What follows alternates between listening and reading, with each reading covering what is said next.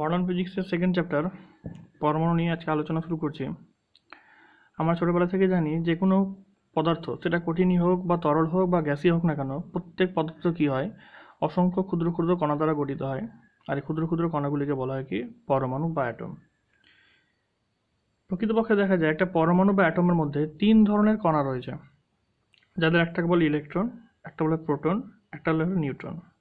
আমরা তিন ধরনের কণার ধর্ম সম্বন্ধে মোটামুটি ভালোভাবে জানি বা আমরা পড়েছি। তো আমরা এই চ্যাপ্টারে এই যে পরমাণু জিনিসটা কি, পরমাণুর ভিতরের অবস্থাগুলো কি কি, পরমাণুর ভিতরে কি রয়েছে, এইসব জিনিসগুলো নিয়ে আমরা এই চ্যাপ্টারে আলোচনা করব। বিভিন্ন বিজ্ঞানীগণ এই পরমাণুর মডেল বা পরমাণুর একটি স্ট্রাকচার বা গঠন নিয়ে বিভিন্ন রকম নিজের মতামত প্রদর্শন করেছেন বা বিভিন্ন রকম তথ্য দিয়েছেন। সেই সব তথ্য আলোচনা করার পূর্বে আমাকে যে জিনিসটা জানতে হবে বা যে গুরুত্বপূর্ণ জিনিসটা জানতে হবে, সেটা হচ্ছে ম্যাক্সওয়েলের তড়িৎচুম্বকীয় তরঙ্গ তথ্য। ঠিক আছে? বিজ্ঞানী ম্যাক্সওয়েল বলেছিলেন যে কোনো গতিশীল চার্জবাহী কণা প্রতিনিয়ত শক্তি বিকিরণ করে। কোনো গতিশীল চার্জবাহী কণা প্রতিনিয়ত শক্তি বিকিরণ করে। ঠিক আছে? আর এই শক্তির শোষণ বা বিকিরণ নিরবিচ্ছিন্ন বা কন্টিনিউয়াসলি ঘটে। মানে কখনো বেশি ঘটে না বা কখনো কম ঘটে না, কন্টিনিউয়াসলি মানে নিরবিচ্ছিন্নভাবে ঘটে। তাহলে কি বললাম, কোনো গতিশীল চার্জবাহী কণা প্রতিনিয়ত শক্তির শোষণ বা বিকিরণ করে, আর এই শক্তির শোষণ বা বিকিরণটা কি হয়, নিরবিচ্ছিন্নভাবে ঘটে। ঠিক আছে? 3 নম্বর পয়েন্ট হচ্ছে এই যে শক্তিটা শোষিত বা বিকিরিত হচ্ছে, এই বিকিরিত বা শোষিত শক্তিটা কি হয়, তরঙ্গের আকারে কোনো মাধ্যমের মধ্য দিয়ে বিস্তার লাভ করে। ঠিক আছে? 4 নম্বর হচ্ছে কি, যে এই যে একটা শক্তিটা তরঙ্গের আকারে বিস্তার লাভ করছে, সেই তরঙ্গের কি হবে, একটা বেগ থাকবে। সেই বেগটা কি হয়, আলোর বেগের সঙ্গে সমান হয়। ঠিক আছে? যেটা আমরা কোয়ান্টাম তথ্যতে পড়েছি। আচ্ছা, 4 নম্বর পয়েন্ট, শক্তি যে শোষণ বা বিকিরণটা যে হলো, সেটা যে তরঙ্গের আকারে যে বিস্তার লাভ করবে, বিস্তার লাভ করার জন্য কোনো রকম জড় মাধ্যমের প্রয়োজন হয় না। জড় মাধ্যম থাকলেও যাবে, জড় মাধ্যম না থাকলেও ও বিস্তার লাভ করতে পারবে। ঠিক আছে? তাহলে এই যে আমরা 3-4খানা পয়েন্ট যে জানতে পারলাম, বিজ্ঞানী ম্যাক্সওয়েল তার তড়িৎচুম্বকীয় তরঙ্গ তত্ত্বতে এইসব জিনিসগুলো নিয়ে আলোচনা করেছিলেন। ঠিক আছে? তো এই যে শক্তির শোষণ বা বিকিরণ সংক্রান্ত কিছু রাশি রয়েছে, সেই রাশিগুলো নিয়ে আমি ছোট্ট করে এখানে নামগুলো লিখেছি। যাদের প্রথমটা হচ্ছে কি একটা তরঙ্গ দৈর্ঘ্য, 2 নম্বর হচ্ছে কি কম্পাঙ্ক, 3 নম্বর হচ্ছে তরঙ্গ বেগ, 4 নম্বর হচ্ছে কি তরঙ্গ সংখ্যা। আমরা মোটামুটি এই 4টা জিনিসের বা 4টা নামের সঙ্গে এর আগে পরিচিত হয়েছে বা পরিচয় হয়েছে। আমি জিনিসগুলো নিয়ে আলোচনা করছি না। ঠিক আছে? তোমরা একটু ভালোভাবে দেখে নিবে। কি, যে ধরো একটা যদি বলি যে আমি এটা একটা তরঙ্গ আছে, তো এই তরঙ্গে কি হয়, এটা একটা তরঙ্গ শীর্ষ, এটা হচ্ছে একটা তরঙ্গ শীর্ষ। পরপর দুটি তরঙ্গ শীর্ষের মধ্যবর্তী যে দূরত্বটা, সেই দূরত্বটাকে বলা হয় কি তরঙ্গ দৈর্ঘ্য বলে। ঠিক আছে? আর এখান থেকে যে এই যে তরঙ্গটা, এই যে আমরা যে তরঙ্গটা দেখতে পাচ্ছি, এই তরঙ্গটা বলা হয় এটা পূর্ণ তরঙ্গ বলা হয়। ঠিক আছে? আর 1 সেকেন্ড সময়ে যে কয়টি পূর্ণ তরঙ্গ উৎপন্ন হয়, সেই সংখ্যাটা কি বলা হয়, কম্পাঙ্ক বলে। ঠিক আছে? 3 নম্বর কি হচ্ছে, একক সময়ে বা 1 সেকেন্ড সময়ে যে কয়টি বা 1 সেকেন্ড সময়ে কোনো পূর্ণ তরঙ্গ যত দূরত্ব অতিক্রম করে, সেটাকে কি বলা হয়, তরঙ্গ বেগ বলা হয়। ঠিক আছে? 4 নম্বর কি বলছে, 1 সেকেন্ড সময়ে যতগুলো পূর্ণ তরঙ্গের সংখ্যা বা যতগুলো পূর্ণ তরঙ্গ উৎপন্ন হয়, সেই পূর্ণ তরঙ্গের সংখ্যাকে, সরি ভুল হলো, এটা তরঙ্গ সংখ্যাটা হচ্ছে যে প্রতি একক দৈর্ঘ্যে, যদি আমি একটা প্রতি একক দৈর্ঘ্য যদি ধরি, প্রতি একক দৈর্ঘ্য যদি আমি কল্পনা করি, এই প্রতি একক দৈর্ঘ্যের মধ্যে যতগুলো পূর্ণ তরঙ্গ রয়েছে, ধরো না আমি একটা তরঙ্গ আঁকছি, এটা একটা একক দৈর্ঘ্য আমি কল্পনা করলাম। এই একক দৈর্ঘ্যের মধ্যে ধরলাম যে এখান থেকে একটা তরঙ্গ, পূর্ণ তরঙ্গ, এখান থেকে এটা হচ্ছে একটা পূর্ণ তরঙ্গ, এখান থেকে এটা হচ্ছে একটা পূর্ণ তরঙ্গ, এখান থেকে এটা হচ্ছে একটা পূর্ণ তরঙ্গ। তাহলে এখানে পূর্ণ তরঙ্গ কটা রয়েছে, 1টা 2টা 3টা 4টা, এখানে 4টা যে পূর্ণ তরঙ্গ রয়েছে, তাহলে আমরা বলতে পারি এখানে তরঙ্গ সংখ্যা হচ্ছে কত, 4। তাহলে কি হচ্ছে, একক দৈর্ঘ্যে যতগুলো পূর্ণ তরঙ্গ রয়েছে, সেই সংখ্যাটাকে বলা হয় কি তরঙ্গ সংখ্যা বা ওয়েভ নাম্বার, যেটাকে নিউ বার দ্বারা লেখা হয়। আর নিউ বার সমান লেখা যায় কত, 1/λ। ঠিক আছে? তাহলে আমরা এই চ্যাপ্টার নিয়ে আলোচনা করার পূর্বে সবপ্রথমে যে জিনিসগুলো জেনে আসলাম, সেটা হচ্ছে ম্যাক্সওয়েলের তড়িৎচুম্বকীয় তরঙ্গ তথ্য। আর তড়িৎচুম্বকীয় তরঙ্গ তথ্যের যে বিকিরণ সম্বন্ধে বা শোষণ সম্বন্ধে যে আমরা কিছু রাশিগুলো যে পেলাম সেই রাশিগুলো নিয়ে মোটামুটিভাবে আমরা আলোচনা করলাম। এবার আমরা আস্তে আস্তে যদি চ্যাপ্টারের মধ্যে যদি ঢুকি, তাহলে সব প্রথমে আমরা জানবো এটা বিজ্ঞানীর কথা, যে বিজ্ঞানী কী হয়েছিলেন, সব প্রথমে পরমাণু মডেল সংক্রান্ত কিছু তথ্য প্রদান করেছিলেন। সে বিজ্ঞানী হচ্ছে বিজ্ঞানী রাদারফোর্ড। বিজ্ঞানী রাদারফোর্ড কী করেছিলেন, তার একটা আলফা বিক্ষেপণ পরীক্ষা, তোমরা ক্লাস 11-এর পরমাণু গঠন চ্যাপ্টার কেমিস্ট্রিতে পড়েছো আলফা বিক্ষেপণ পরীক্ষা। বিজ্ঞানী রাদারফোর্ড সর্বপ্রথম তার আলফা বিক্ষেপণ পরীক্ষার দ্বারা নিউক্লিয় মডেলের ধারণা দিয়েছিলেন বা পরমাণু মডেলের একটা ধারণা দিয়েছিলেন। তোমরা একটু বাড়িতে আলফা বিক্ষেপণ পরীক্ষাটা একটু দেখে নিবে, আমি এখানে আলোচনা করছি না সময়ের সংকীর্ণর জন্য। তো আমি যদি সব কথা বলি যে রাদারফোর্ডের পরমাণু মডেল, এই মডেল নিয়ে একটু যদি আমরা আলোচনা করি, তাহলে কি হয় যে প্রথম মডেলে কি বলেছে যে কোনো পরমাণু, ধরুন এটা পরমাণু কেন্দ্রস্থলে ধনাত্মক আধানযুক্ত কেন্দ্রীন বা নিউক্লিয়াস বর্তমান। বলছে যে একটা পরমাণুর মধ্যে এটা যে কেন্দ্রের মধ্যে কি হচ্ছে, একটা ধনাত্মক আধানযুক্ত কেন্দ্রীন বা নিউক্লিয়াস থাকে, ঠিক আছে। আচ্ছা, দেখা যায় এই যে নিউক্লিয়াসটা যে আমরা পেলাম, সেই নিউক্লিয়াস চার্জটা কি পজিটিভ। নিউক্লিয়াস চার্জটা পজিটিভ কেন হয়, তা আমরা জানি যে নিউক্লিয়াসের মধ্যে কি থাকে, দুই ধরনের কণা থাকে, একটা হচ্ছে প্রোটন, একটা হচ্ছে নিউট্রন। প্রোটনের চার্জ যেহেতু পজিটিভ আর নিউট্রনের কোনো চার্জ না থাকায় পুরো নিউক্লিয়াসটার চার্জ হয় কি পজিটিভ, ঠিক আছে।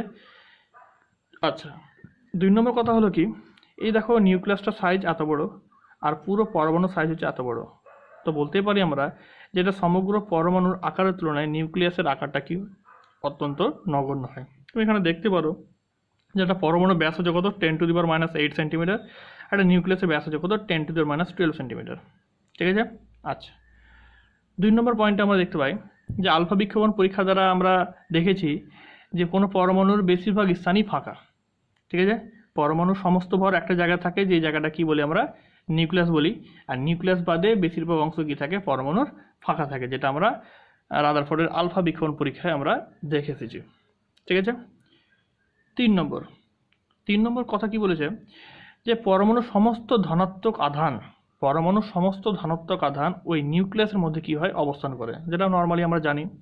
আচ্ছা, 4 নম্বর পয়েন্টে কি বলেছে, এই যে নিউক্লিয়াসের চারিদিকে একাধিক বৃত্তাকার কক্ষপথ রয়েছে, ওই একাধিক বৃত্তাকার কক্ষপথগুলিতে কি হয় ইলেকট্রন কণা আবর্তন করে নিউক্লিয়াসকে কেন্দ্র করে, ঠিক আছে। তাহলে আমরা এখানে রাদারফোর্ডের পরমাণু মডেলে 4টা বা একাধিক আমরা পয়েন্ট দেখতে পাচ্ছি। সেই পয়েন্টের পরিপ্রেক্ষিতে আমি একটাই কথা বলতে পারি যে পরমাণুর মধ্যে 3 ধরনের কণা থাকে, একটা হচ্ছে ইলেকট্রন, একটা হচ্ছে প্রোটন, একটা হচ্ছে নিউট্রন। যাদের মধ্যে প্রোটন আর নিউট্রন থাকে পরমাণুর নিউক্লিয়াসে, আর ইলেকট্রন কণা থাকে কি পরমাণু নিউক্লিয়াসের বাইরে বিভিন্ন কক্ষপথে। প্রোটন থাকার জন্য পরমাণু নিউক্লিয়াসের আধান হয় পজিটিভ আর ইলেকট্রনগুলোর আধান হয় নেগেটিভ, ফলে পুরো পরমাণুর আধানটা কি হয় নিস্তড়িত হয়, মানে কোনো পরমাণুর অ্যাকচুয়াল কোনো আধান থাকে না, ঠিক আছে।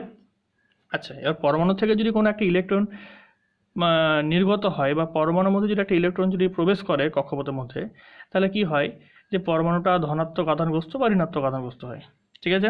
আচ্ছা, এখানে আবার ছোট্ট একটা জিনিস আমরা এখানে দেখব, আমরা এখনই পড়লাম যে একটা সমগ্র পরমাণুর তুলনায় একটা নিউক্লিয়াসের আকারটা অত্যন্ত নগণ্য হয়।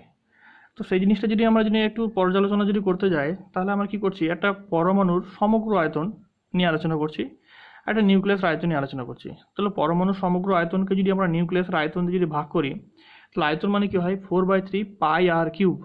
নিউক্লিয়াসের ব্যাস হচ্ছে পরমাণুর ব্যাস হচ্ছে কত 10⁻⁸, তাকে 2 দিয়ে ভাগ করলে আমরা কি পেয়ে যাবো, ব্যাসার্ধ পেয়ে যাবো। তাহলে 4/3 πr³ আর নিউক্লিয়াসটা হচ্ছে কত 10⁻12/2, মানে এটা হয়ে গেল কি তার ব্যাসার্ধ। তাহলে 4/3 π এত কিউব বাই 4/3 π এত কিউব। তো এটা যদি আমরা ক্যালকুলেশন করি তাহলে কত দেখতে পাবো আমরা 10⁻15। তাহলে আমরা এখানে বলতে পারি নর্মালি একটা কথা যে নিউক্লিয়াসের ঘনত্ব যে কোনো কঠিন পদার্থের ঘনত্বের তুলনায় 10⁻15 গুণ হয়। তাহলে নিউক্লিয়াসের ঘনত্ব কোনো কঠিন পদার্থের ঘনত্বের 10⁻15 বা 15 গুণ হয়, ঠিক আছে। আচ্ছা, তাহলে আমরা কি পরমাণু মডেল সংক্রান্ত রাদারফোর্ড যে তথ্য দিয়েছিলেন সেই তথ্যগুলো আমরা এর আগেও পড়েছি, সেগুলো একটু ছোটো করে আলোচনা করা হলো। আচ্ছা, এবারে রাদারফোর্ডের পরমাণু মডেলের সীমাবদ্ধতাটা কি, আমি কিছুক্ষণ আগে বললাম যে ম্যাক্সওয়েল তার তড়িৎচুম্বকীয় তরঙ্গ তথ্যে বলেছেন যে গতিশীল আধানবাহী কণা নিরবিচ্ছিন্নভাবে শক্তি নির্গত করে। তো আমরা এখন একটা দেখতে পেলাম রাদারফোর্ড তার পরমাণু মডেল বলেছেন যে একটা পরমাণুর মধ্যে নিউক্লিয়াস থাকে, নিউক্লিয়াসের চারিদিকে বিভিন্ন কক্ষপথে ইলেকট্রন কণা আবর্তন করে। আর ইলেকট্রন কণা যেহেতু এর আধান রয়েছে, তাহলে আমরা বলতে পারি যে একটা ইলেকট্রন কণা যখন নিউক্লিয়াসকে আবর্তন করে তাহলে প্রতিনিয়ত শক্তি বিকিরণ করে। আর প্রতিনিয়ত যদি শক্তি বিকিরণ করে তাহলে আমরা বলতে পারি কি হয়, ধরে নাও এটা হচ্ছে একটা নিউক্লিয়াস, এখানে একটা ইলেকট্রন রয়েছে, ইলেকট্রন কণাটা এভাবে আবর্তন করছে করছে একটা পূর্ণ পাকে ধরো কিছু পরিমাণ শক্তি বিকিরণ করলো, তার আগের কক্ষপথে আসবে, আবার শক্তি বিকিরণ করলো, আগের কক্ষপথে আসলো, আবার শক্তি বিকিরণ করলো, আগের কক্ষপথে আসবে, আবার শক্তি বিকিরণ করবে আগের কক্ষপথে। একসময় দেখো তো এই বিকিরণ করতে করতে একসময় নিউক্লিয়াসের উপরে আছড়ে পড়বে। তাহলে একটা ইলেকট্রন যদি বৃত্তাকার কক্ষপথে ইলেকট্রনকে নিউক্লিয়াসকে আবর্তন করে, তাহলে আবর্তনের দরুন যেহেতু মানে ইলেকট্রনটা গতিশীল রয়েছে, ফলে ইলেকট্রন কী করে শক্তি বর্জন করবে। আর শক্তি বর্জন করলে কী হবে, ও প্রতিনিয়ত কী করবে, একটা করে কক্ষপথ আস্তে আস্তে নিউক্লিয়াসের দিকে কমতে কমতে এগিয়ে আসবে, কমতে কমতে একসময় কী হবে, নিউক্লিয়াসের উপর আছড়ে পড়বে। আর নিউক্লিয়াসের উপর যদি আছড়ে পড়ে তাহলে পরমাণু কী ঘটবে, বিকৃতি ঘটবে, যেটা বাস্তবে কখনো সম্ভব নয়। তাহলে এটা হচ্ছে রাদারফোর্ডের পরমাণু মডেলের প্রথম সীমাবদ্ধতা বা প্রথম ত্রুটি বলতে পারো। 2 নম্বর কি বলছে, যেহেতু ইলেকট্রনগুলো কি হয়, নিরবিচ্ছিন্নভাবে শক্তি বর্জন করে, ফলে পরমাণুর নিরবিচ্ছিন্ন বর্ণালীর উৎপন্ন হওয়ার কথা। যে কোনো পরমাণু যে বর্ণালী যে উৎপন্ন করবে, যেহেতু পরমাণুর মধ্যে থাকা ইলেকট্রনগুলো নিরবিচ্ছিন্নভাবে শক্তি বর্জন করে, তো নিরবিচ্ছিন্নভাবে শক্তি বর্জন করার জন্য পরমাণু যে বর্ণালী উৎপন্ন করবে সেই বর্ণালীগুলো নিরবিচ্ছিন্ন বর্ণালী উৎপন্ন হওয়ার কথা। কিন্তু দেখা যায় যে পরমাণু প্রকৃতপক্ষে রেখা বর্ণালী সৃষ্টি করে। ঠিক আছে, আচ্ছা, এটা হচ্ছে রাদারফোর্ডের পরমাণু মডেলের দ্বিতীয় ত্রুটি বা সীমাবদ্ধতা তোমরা বলতে পারো। 3 নম্বর কি, আমরা জানি যে পরমাণুর মধ্যে নিউক্লিয়াসের চারিদিকে বিভিন্ন কক্ষপথে ইলেকট্রনগুলো যে আবর্তন করে, সেই কক্ষপথ তো সমকেন্দ্রিক কক্ষপথ, তো সেই কক্ষপথ তো কী থাকবে, একটা করে ব্যাসার্ধ থাকবে। তো সেই ব্যাসার্ধ সম্বন্ধে কোনো রকম এখানে ধারণা পাওয়া যায়নি রাদারফোর্ডের পরমাণু মডেল থেকে। এছাড়া যে বিভিন্ন কক্ষপথে ইলেকট্রনগুলো যে আবর্তন করছে, সেই ইলেকট্রনগুলো গতিবেগ ও শক্তি সম্পর্কে কোনো রকম ধারণা আমরা রাদারফোর্ডের পরমাণু মডেল থেকে পাইনি। তাহলে এই যে আমরা এখানে একাধিক যে পয়েন্টগুলো আমরা দেখতে পাচ্ছি, এই পয়েন্টগুলো হচ্ছে কি রাদারফোর্ডের পরমাণু মডেলের সীমাবদ্ধতা বা ত্রুটি। আমি যদি আরেকবার রিক্যাপচুলেট করি তাহলে কি বলেছে, যে গতিশীল চার্জবাহী কণা মানে ইলেকট্রন নিউক্লিয়াসের চারিদিকে আবর্তন করতে গেলে শক্তি বর্জন করতে করতে একসময় নিউক্লিয়াসের উপর আছড়ে পড়বে, ফলে নিউক্লিয়াসে বিকৃতি ঘটবে, মানে পরমাণু বিকৃতি ঘটবে। এটা হচ্ছে প্রথম ত্রুটি। 2 নম্বর ত্রুটি হচ্ছে কি, ইলেকট্রনগুলো নিরবিচ্ছিন্নভাবে শক্তি বর্জন করার জন্য পরমাণু যে বর্ণালী উৎপন্ন করবে সেটা নিরবিচ্ছিন্ন বর্ণালী উৎপন্ন হওয়ার কথা বা কন্টিনিউয়াস স্পেকট্রাম উৎপন্ন হওয়ার কথা, কিন্তু প্রকৃতপক্ষে নিরবিচ্ছিন্ন বর্ণালী আমরা দেখতে পাই না, আমরা কতগুলো রেখা বর্ণালী দেখতে পাই। আর 3 নম্বর 4 নম্বরে কি হচ্ছে, যে এখানে ব্যাসার্ধ, ইলেকট্রনের গতিবেগ, ইলেকট্রনের শক্তি সম্বন্ধে এখানে কোনো রকম ধারণা পাওয়া যায়নি। পরবর্তীকালে দেখা যায় এই রাদারফোর্ডের যে পরমাণু মডেল যে একাধিক ত্রুটি বা সীমাবদ্ধতা, এই দূর করতে বিজ্ঞানী নিলস বোর এগিয়ে আসেন। নিলস বোর এগিয়ে এসে সব প্রথমে তিনি পরমাণু মডেল সংক্রান্ত কিছু তথ্য দিয়েছিলেন। সে তথ্যে সব প্রথমে তিনি বলেছিলেন, বলছে ধনাত্মক আধানযুক্ত নিউক্লিয়াস পরমাণু কেন্দ্রে ক্ষুদ্র পরিসরে অবস্থান করে। দেখো এই কথাটা কিন্তু রাদারফোর্ডও বলেছে। এই রাদারফোর্ডের কথাটাকে কপি করে বিজ্ঞানী নিলস বোর তার পরমাণু মডেল একই কথাই বলেছেন, যে ধনাত্মক আধানযুক্ত নিউক্লিয়াস মানে নিউক্লিয়াসের আধান ধনাত্মক, সেটা রাদারফোর্ডের পরমাণু মডেলও বলা হয়েছে। এখানে বিজ্ঞানী নিলস বোরও বলেছেন যে একটা পরমাণুর মধ্যে নিউক্লিয়াস এর আধানটা হচ্ছে কি ধনাত্মক, আর সেটি কী হয়, পরমাণুর মধ্যে একটা ক্ষুদ্র পরিসরে অবস্থান করে। 2 নম্বর হচ্ছে কি, ঋণাত্মক আধানযুক্ত ইলেকট্রন বৃত্তাকার কক্ষপথে কী হয়, নিউক্লিয়াসকে আবর্তন করে। এবার কি হয়, আমরা ক্লাস 11-এ যখন বৃত্তিগতি চ্যাপ্টার যখন পড়ছিলাম, তো বৃত্তিগতি চ্যাপ্টার পড়তে গিয়ে আমরা দেখেছিলাম যে কোনো গতিশীল কণা যদি বৃত্তাকার পথ বরাবর যদি আবর্তন করে, তো বৃত্তাকার কক্ষপথে বা বৃত্তাকার পথে আবর্তনের দরুন কেন্দ্র অভিমুখী ব্যাসার্ধ বরাবর এক প্রকার অভিকেন্দ্র বল কাজ করে। কি বললাম, আমরা বৃত্তগতি চ্যাপ্টারে পড়েছি কোনো গতিশীল বস্তু বা গতিশীল কণা বৃত্তাকার কক্ষপথে আবর্তনের দরুন কেন্দ্র অভিমুখী ব্যাসার্ধ বরাবর এক ধরনের বল কাজ করে, সেই বলটাকে আমরা অভিকেন্দ্র বল বলেছি। এখানে সেম জিনিসটাই ঘটছে। আমি যদি একটা পরমাণু নিউক্লিয়াস আর পরমাণু নিউক্লিয়াসের বাইরে যদি একটা কক্ষপথকে নিয়ে যদি আলোচনা করতে যাই, তাহলে দেখা যায় যে একটা কক্ষপথে একটা ইলেকট্রন যখন আবর্তন করে নিউক্লিয়াসে কেন্দ্র করে, তাহলে নিউক্লিয়াস অভিমুখী ব্যাসার্ধ বরাবর এক্ষেত্রে একটা অভিকেন্দ্র বল কাজ করে। তো অভিকেন্দ্র বলের আমরা রাশিমালা কী পেয়েছিলাম, এফ ইকুয়ালস টু কত হয়, এম ভি স্কোয়ার বাই আর হয়।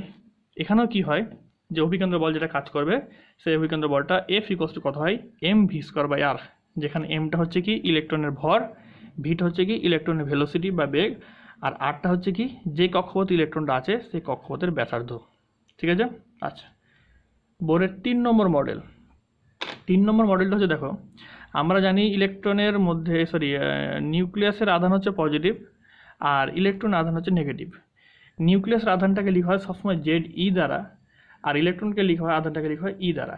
যেহেতু এটা পজিটিভ আর ইলেকট্রন হচ্ছে নেগেটিভ, তো তাদের মধ্যে একটা স্থির তড়িৎ আকর্ষণ বল কাজ করে, ইলেকট্রোস্ট্যাটিক অ্যাট্রাকশন ফোর্স এর মধ্যে এটা কাজ করে, যেটা আমরা কুলম্বের সূত্র থেকে আমরা এটাকে ব্যাখ্যা দিতে পারি। আমরা কুলম্বের সূত্র পড়েছি, যে তোমরা ক্লাস 12-এই যখন তড়িৎ ক্ষেত্র চ্যাপ্টার পড়বে, সেই তড়িৎ ক্ষেত্র চ্যাপ্টারের কুলম্বের সূত্রটা রয়েছে। সেখানে কি হয়, ধরো এটা একটা আর এটা একটা আধান আছে, তো এই একটা আধান যদি Q1 হয়, একটা আধান যদি Q2 হয়, আর তাদের মধ্যবর্তী দূরত্ব যদি R হয়, তো কি হয়, এটা যদি প্লাস আধান এটা যদি মাইনাস আধান হয়, তো দুটো আধান পাশাপাশি থাকতে গেলে তাদের মধ্যে এক ধরনের বল কাজ করে। সেই বলটাকে লেখা যায় F equals to 1/4πε0 Q1 Q2 by R square, মানে আধান দুটির গুণফলের সঙ্গে সমানুপাতি আর মধ্যবর্তী দূরত্বের বর্গের ব্যস্তানুপাতি হয়, মানে F equals to 1/4πε0 Q1 Q2 by R square হয়। এবার এই তথ্যটা যদি আমরা এখানে লেখাতে যাই, তাহলে দেখো এখানে নিউক্লিয়াসের আধান হচ্ছে কত, জেডি, আর ইলেকট্রন আধান হচ্ছে কত, ই। তাহলে এখানে দেখো তো Q1 Q2 জায়গাতে জেডি ইন্টু ই, আর মধ্যবর্তী দূরত্বটা ধরলাম কত, এখানে আর স্কোয়ার, মানে আর। তাহলে কত হচ্ছে, F equals to 1/4πε0 ZD into E by R square. ঠিক আছে। তাহলে আমরা এই যে বিজ্ঞানী বোরের যে পরমাণু মডেলটা যে আমরা দেখলাম, সেই পরমাণু মডেলে 3টা তথ্য বিজ্ঞানী বোর প্রদর্শন করেছেন। এবারে এই তথ্যের উপরে ভিত্তি করে বোর 3টা স্বীকার্য প্রদর্শন করছে, বা 3টা স্বীকার্য আমাদের প্রদান করেছে।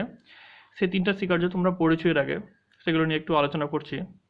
এই স্বীকার্য যে খুব গুরুত্বপূর্ণ স্বীকার্য, আর এই স্বীকার্যগুলো নিয়ে আমাকে গোটা পুরো চ্যাপ্টারটা আলোচনা করতে হবে। বলছে যে একটা নিউক্লিয়াসের চারিদিকে বিভিন্ন কক্ষপথ বর্তমান।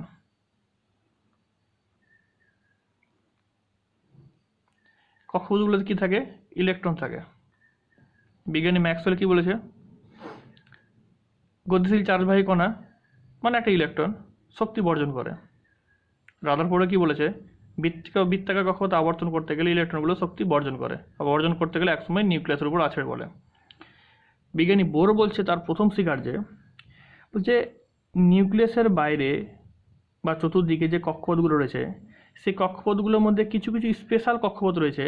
সেই কক্ষপথগুলিতে আবর্তন করে, যদি ইলেকট্রনগুলো যদি আবর্তন করে, সে আবর্তন করতে গেলে ইলেকট্রনের কোনো রকম শক্তি শোষণ হয় না, কোনো রকম শক্তি বর্জন হয় না। তাহলে আমি কী বললাম, নিউক্লিয়াসের চারিদিকে কিছু কিছু কক্ষপথ রয়েছে, যে কক্ষপথে ইলেকট্রনগুলো আবর্তন করতে গেলে ইলেকট্রনের কোনো শক্তি শোষণও হয় না বা বর্জন হয় না। এই কক্ষপথগুলিকে বলা হয় অনুমোদিত কক্ষপথ বা মঞ্জুরিকৃত কক্ষপথ বা স্থায়ী কক্ষপথ, বা যাকে ইংরেজিতে বলা হয় কি পারমিসিবল অরবিট বলা হয়। তাহলে কি বললাম, যে নিউক্লিয়াসের বাইরে কিছু কিছু কক্ষপথ রয়েছে, যে কক্ষপথে ইলেকট্রনগুলো আবর্তন করলে ইলেকট্রনের কোনো শক্তি শোষণ বা বর্জন হয় না। এই কক্ষপথগুলিকে বলা হয় কি অনুমোদিত কক্ষপথ বা স্থায়ী কক্ষপথ। 2 নম্বর কথা, আমরা ছোটবেলায় পড়েছি যে একটা ইলেকট্রন এক কক্ষপথ থেকে আরেক কক্ষপথে সংক্রমিত হতে পারে, মানে এক কক্ষপথ থেকে আরেক কক্ষপথে যেতে পারে বা আরেক কক্ষপথ থেকে আরেক কক্ষপথে আসতে পারে। তো ধরলাম এটা হচ্ছে প্রথম কক্ষপথ, এটা হচ্ছে দ্বিতীয় কক্ষপথ, এটা হচ্ছে তৃতীয় কক্ষপথ।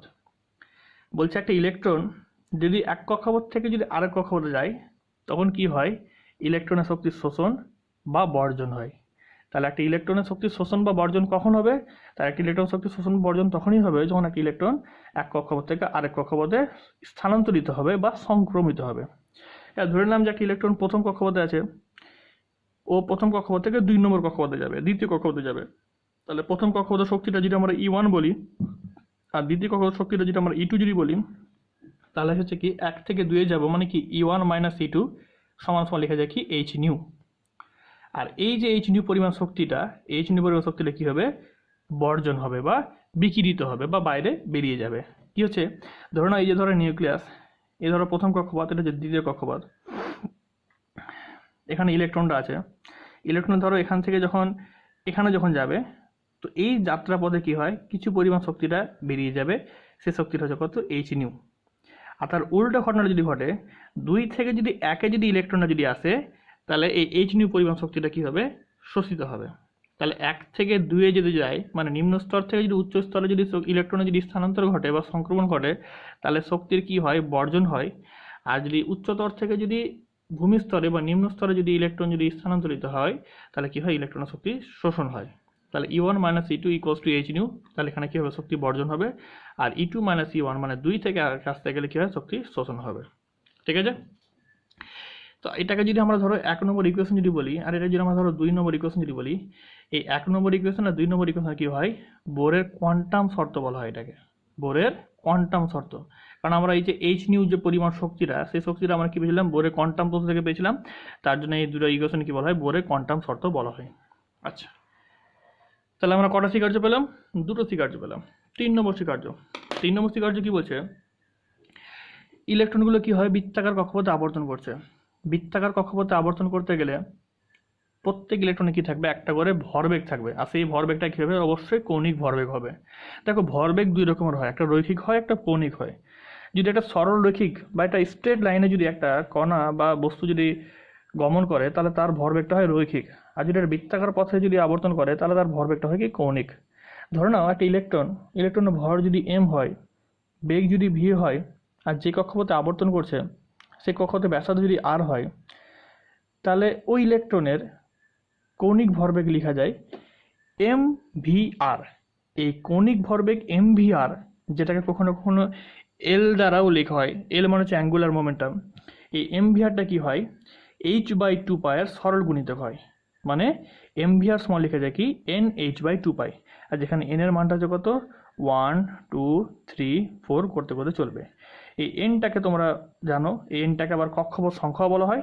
আবার কখনো কখনো কি বলে এটাকে, প্রিন্সিপাল কোয়ান্টাম নাম্বার বা মুখ্য কোয়ান্টাম সংখ্যা বলা হয় এটাকে, মুখ্য কোয়ান্টাম সংখ্যাও বলা হয় এটাকে। ঠিক আছে, তাহলে কি বলতে পারি আমরা, বোরের তৃতীয় স্বীকার্য কি বলেছে, যে বৃত্তাকার কক্ষপথে আবর্তনকালীন ইলেকট্রনের কৌণিক ভরবেগ কি হয়, h/2π এর সরল গুণিতক হয়। তার মানে mvr সমান আমরা লিখতে পারি কত, nh/2π। ঠিক আছে, mvr সমান হচ্ছে কত, nh/2π। হ্যাঁ, তোমরা এটাকে শর্টকাটে তোমরা আবার এটাও বলতে পারো, h কাট বলতে পারো, যেখানে h কাট সমান লিখে যায় কত, h/2π।